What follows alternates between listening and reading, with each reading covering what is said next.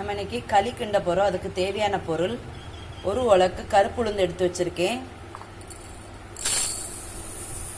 இந்த உலக்குக்கு ஃபுல் கருப்பு உளுந்து எடுத்து வச்சிங்கன்னா 3/4 உளுந்து தான் நம்ம பச்சரிசி எடுக்க போகிறோம். இவ்வளோதான் பச்சரிசி. நான் சோப்பரிசி போட்டிருக்கேன். உங்களுக்கு வேணும்னா நீங்கள் சோப்பரிசி போடலாம், இல்லைன்னா பச்சரிசியே போட்டுடலாம். உளுந்து தான் கூட போடணும். இவ்வளோண்டு வெந்தயம் போட போகிறேன். மிக்சியில் போட்டு நல்லா அரைக்க போகிறோம். இந்த பாருங்கள், இப்படி தான் அரைக்கணும். ரொம்ப பட்டு போலும் இல்லை, ரொம்ப சரசரப்பாகவும் இல்லை, கரெக்டான இதில் அரைச்சி வைங்க. பொடி ரவை அரைச்ச மாதிரி அரைச்சிருங்க.